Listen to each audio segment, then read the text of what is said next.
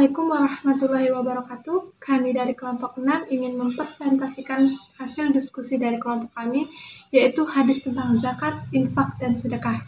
Pertama-tama perkenalkan, nama saya Lutfiana Dinda Sukma, kemudian ada rekan saya Siti Afifatur Rahma dan Wahdatul Insaniyah. Yang pertama yaitu hadis tentang zakat yang bunyinya mana kodo kaumul ahda kotu illa kanal kotlu bainahum wa ma dhaharat fakisyatung fi qaumi kutu illa salatallah azza wa jalla alaihimul maut wala mana'a qaumuz zak ita illa habasamlahu anhumul qatur. Artinya, apabila suatu kaum merusak janji, niscaya peperangan akan berkobar di antara mereka. Dan apabila kekejian merebak di antara kaum, maka Allah akan menimpakan kematian atas mereka. Demikian pula, apabila suatu kaum tidak mengeluarkan atau menahan zakat, maka Allah tidak akan menurunkan hujan kepada mereka. Takhrij hadis di atas yaitu, hadis ini diriwayatkan oleh Al-Hakim dan Al-Baihaqi dari jalur Bashir bin Muhajir dari Abdullah bin Hurairah yang diperoleh dari bapaknya. Selanjutnya yaitu penjelasannya. Pengertian zakat. Zakat berasal dari bahasa Arab yang artinya zakah. Cara bahasa berarti bersih, suci, tambahan, dan berkembang. Sedangkan menurut istilah, zakat adalah jumlah harta yang wajib dikeluarkan oleh umat muslim dan diberikan kepada golongan yang berhak menerimanya. Selanjutnya yaitu dasar hukum zakat. Dasar hukum zakat tercantum dalam Al-Quran surat Al-Baqarah ayat 110, yang artinya, dan dirikanlah sholat dan tunaikanlah zakat. Dan kebaikan apa saja yang kamu usahakan bagi dirimu, tentu kamu akan mendapat pahalanya pada sisi Allah. Sesungguhnya Allah Maha melihat apa-apa yang kamu kerjakan. Selanjutnya yaitu macam-macam zakat. Zakat dibagi menjadi dua, yaitu zakat fitrah dan zakat mal. Zakat fitrah, zakat ini merupakan zakat yang diwajibkan untuk setiap pribadi muslim, disebut zakat fitrah. Karena bertujuan untuk mensucikan diri orang puasa dari ucapan dan perbuatan yang tidak berguna. Selanjutnya yaitu zakat mal. Menurut bahasa, kata mal berarti kecenderungan atau segala sesuatu yang diinginkan sekali oleh manusia untuk dimiliki dan disimpannya. Sedangkan menurut syarat, mal adalah sesuatu yang dapat dimiliki atau dikuasai dan dapat dimanfaatkan sebagaimana lazimnya. Selanjutnya yaitu keutamaan menunaikan zakat. Yang pertama yaitu menyempurnakan keislaman seorang hamba. Yang kedua menunjukkan benarnya iman seseorang. Yang ketiga membuat keimanan seseorang menjadi sempurna. Yang keempat yaitu sebab masuk surga. Yang kelima menjadikan masyarakat Islam seperti keluarga besar atau satu kesatuan. Yang keenam yaitu memadamkan kemarahan orang miskin. Selanjutnya yang ketujuh yaitu menghalangi berbagai bentuk pencurian, pemaksaan, dan perampasan. Yang kedelapan menyelamatkan seseorang dari panasnya hari kiamat. Yang kesembilan seseorang akan lebih mengenal hukum dan aturan Allah. Yang kesepuluh yaitu menambah harta.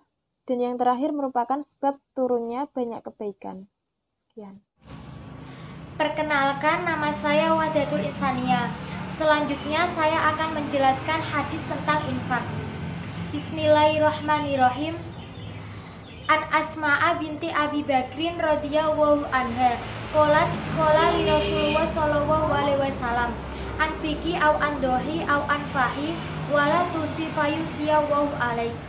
Artinya, dari Asma binti Abu Bakar, ia berkata, Rasulullah Shallallahu Alaihi Wasallam pernah bersabda kepadaku, bersedekahlah kamu dan jangan menghitung-hitung, karena Allah akan menghitung-hitung pula pemberiannya kepadamu. Muslim 1708. Tahrij hadisnya yaitu diriwayatkan dari Abu Bakar bin Abu Saibah, bercerita kepada Hafiz bin Giyas dari Hisam, dari Fatimah binti Al-Munzir, dari Asma binti Abu Bakar.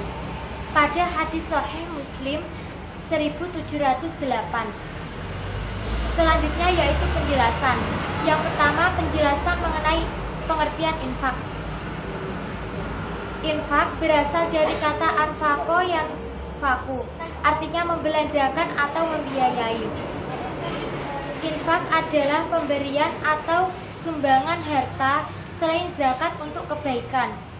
Atau bisa diartikan juga infak yaitu mengeluarkan sebagian harta atau pendapatan atau penghasilan untuk suatu kepentingan yang diperintahkan Islam. Infak tidak mengenal nisab. Infak boleh dikeluarkan oleh setiap orang yang beriman, baik dalam keadaan lapang maupun dalam keadaan sempit. Infak boleh diberikan kepada siapapun, misalnya kepada orang tua, kepada duafa, dan kepada anak yatim. Selanjutnya yaitu dasar hukum infak. Mengenai dasar hukum infak terdapat pada Quran surat Ali Imran ayat 134. Bismillahirrahmanirrahim. Alladzina yunfikuna fis sarra'i wad dharra'i wal kadhiminal ghaidha wal 'afina 'anil nas wallahu yuhibbul muhsinin. Artinya yaitu orang-orang yang berinfak baik dalam keadaan lapang maupun dalam keadaan sempit, dan orang-orang yang menahan amarahnya dan memaafkan kesalahan orang. Allah menyukai orang-orang yang berbuat kebajikan. Selanjutnya yaitu jenis-jenis infak terbagi menjadi 4. Yang pertama infak wajib, yang kedua infak sunnah, yang ketiga infak mubah, dan yang keempat infak haram. Infak wajib ini yaitu infak yang wajib dikeluarkan oleh seseorang. Apabila orang itu tidak mengeluarkan akan mendapat dosa. Contohnya yaitu membayar mas kawin. Yang kedua yaitu infak sunnah. Infak sunnah ini dikerjakan bertujuan untuk berbagi kebaikan. Contohnya yaitu berinfak kepada anak yatim dan berinfak kepada duafa. Yang ketiga yaitu infak mubah. Infak mubah ini yaitu infak yang seringkali dilakukan. Contohnya yaitu membantu berinfak untuk berbisnis atau untuk bercocok tanam. Yang keempat yaitu infak haram. Infak haram ini yaitu infak yang dilarang oleh agama. Misalnya infak yang tidak ikhlas karena Allah. Contohnya berinfak untuk menghalangi syiar agama Islam. Nah, yang terakhir yaitu mengenai hikmah berinfak. Yang pertama yaitu bisa membersihkan harta, yang kedua bisa menambah rizki, dan yang ketiga bisa menolak bala atau musibah. Yang keempat bisa melindungi kita di akhirat nanti, dan yang kelima bisa diampuni segala dosa kita, dan yang keenam bisa sebagai penyempurna ibadah kita, dan yang ketujuh yaitu bisa memasukkan kita ke surga lewat pintu khusus. Selanjutnya saya akan menjelaskan hadis tentang sedekah. Bismillahirrahmanirrahim. An Abi Hurairah radhiyallahu anhu qala Rasulullah sallallahu alaihi wasallam kullu sulamani minan nasi alaihi sadaqatun kulla yawmi tatlu'u fihi lisyams ta'dilu baina snabani sadaqah wa tu'inu rajula fi dabbatihi fatahmiluhu 'alaiha aw tarfa'u lahu 'alaiha mata'ahu sadaqah wal kalimatu thayyibatu sadaqah wa bikulli khutwatin tamshiyaha ila salatin sadaqah wa tumitul aza anit tariki sadaqah. Rawahul Bukhari wa Muslim. Yang artinya dari Abu Hurairah radhiyallahu anhu, ia berkata, Rasulullah shallallahu alaihi wasallam bersabda, setiap persendian manusia wajib bersedekah pada setiap di mana matahari terbit di dalamnya. Engkau berlaku adil kepada dua orang yang sedang bertikai adalah sedekah. Engkau membantu seseorang menaikkan ke atas tunggangannya atau menaikkan barang bawaannya ke atas hewan tunggangannya adalah sedekah. Ucapan yang baik adalah sedekah. Setiap langkah yang engkau jalankan menuju ke masjid untuk sholat ialah sedekah. Dan engkau menyingkirkan gangguan dari jalan adalah sedekah. Hadis riwayat Bukhari dan Muslim. Takhrij hadisnya, hadis ini sahih diriwayatkan oleh Al-Bukhari nomor 2707, 2891, Muslim nomor 1009, Kemudian Ahmad nomor 2 312, 316, 374. Ibnu Hubban nomor 3372, At-Taliqatul Hisan Al-Baihaqi nomor 4 ayat 187 sampai 184. Al-Baghawi dalam Syarhus Sunnah nomor 1664. Selanjutnya yaitu definisi sedekah yang berasal dari bahasa Arab, yaitu sedekah yang berarti suatu pemberian yang diberikan oleh seseorang secara spontan dan sukarela tanpa dibatasi oleh waktu dan jumlah tertentu.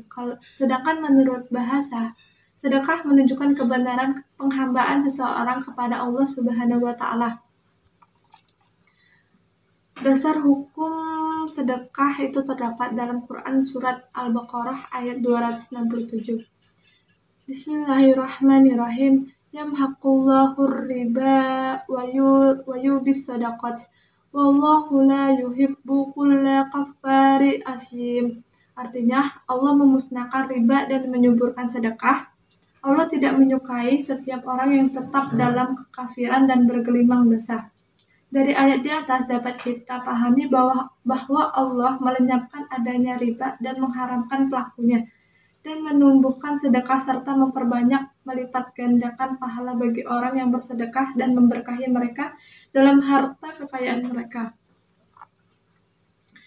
Macam-macam sedekah itu ada, yang pertama sedekah materi, yaitu sedekah yang memberikan barang-barang miliknya kepada orang lain seperti memberi uang, memberi minuman, memberi makanan, takjil untuk berbuka puasa. Terus ada sedekah non-materi, yaitu sedekah yang dapat dilakukan seseorang tanpa mengeluarkan materi seperti mengeluarkan pikiran, nasihat, atau sekedar senyuman tulus, itu termasuk sedekah. Selanjutnya ada sedekah jariyah, yaitu sedekah yang terus mengalir pahalanya meskipun orang yang bersedekah tersebut telah meninggal dunia. Seperti menyedekahkan hartanya untuk pembangunan masjid, pesantren, pengembangan ilmu, dan fasilitas-fasilitas umum yang selalu dimanfaatkan. Lalu keutamaan sedekah itu ganjaran harta maupun pahala yang berlipat ganda. Sedekah dapat memanjangkan usia dan mencegah kematian buruk. Yang ketiga, sedekah sebagai penghapus dosa seperti air memadamkan api. Sedekah juga dapat menjauhkan diri dari api neraka. Yang terakhir, mendapatkan naungan di hari kiamat karena sedekah. Baik, sekian presentasi dari kelompok kami. Kurang lebihnya mohon maaf, semoga dapat dipahami. Wabillahi taufiq wal hidayah. Wassalamualaikum warahmatullahi wabarakatuh. Akhiri ucapan